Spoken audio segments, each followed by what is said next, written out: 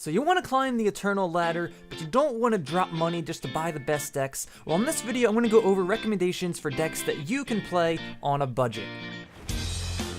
What's up, everybody? Welcome to the video. I am the SkiJ, and on this channel, I release weekly deck techs, tips, and strategy for the card game Eternal, all designed to help you become an Eternal master. So if you haven't already, hit that subscribe button and hit that bell icon so you don't miss any new content here on the YouTube channel, and you can also find my stream over at twitch.tv/theskij. Alright, so I know a lot of new players come into the game and are immediately turned off by the amount of shift stone that it requires to build like a big Combre or a Shimmer Pack deck to be competitive. While those decks are very heavy on Legendaries, there are plenty of decks that you can play that don't use any Legendaries at all, and you can still climb very highly with them. Some of those decks can be fleshed out by other Legendary cards that are typically included in the deck, and I'll go over them because you may or may not have them in your collection already. First, we have an old standby, Meccano Aggro. This is the deck list that Unearthly used to win the ETS Open on March 11th. Unearthly's version contains 4 Legendary cards, 2 Deepforged Plates, and 2 Soulfire Drakes. Those cards, while very strong, are entirely replaceable. First thing you can do is to remove the Soulfire Drakes and add in 2 copies of Pyro Knight. Pyro Knight is an additional early game threat that helps ensure that you have a unit to play on turn 1. Late in the game, you can use its ultimate to deal a bunch of overwhelm damage, and it's not a bad target for previous Warcries to hit either. Next, you can replace the Deepforged Plates with additional copies of Hammer of Might and Sword of Ikaria.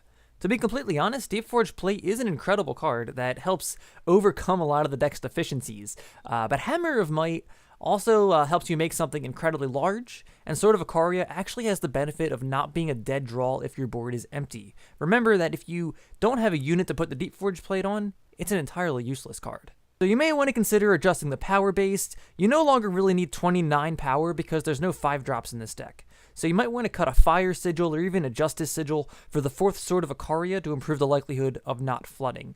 And as you acquire cards, you can consider adding the Legendary cards back in, or making other adjustments as you like. If you're looking to make the climb to higher ranks for the very first time, a deck like this is the perfect place to start. So the next deck I want to touch on is another aggressive deck, but it focuses on different factions. This is Stone Scar Burn, and this was piloted by Taboo to a 2nd place finish at the ETS Open on March 18th.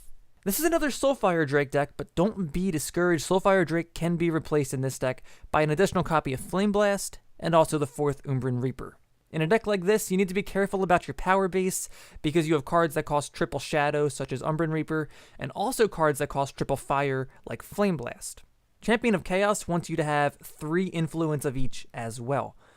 So an unfortunate side effect of a deck like this is that sometimes you can't really cast your spells because of the influence requirements. You don't always have triple fire when you want to play Flame Blast, you don't always have triple shadow when you want to cast Umbran Reaper. But don't sweat it, it happens to everybody sometimes, and a deck like this is incredibly powerful way more often than not.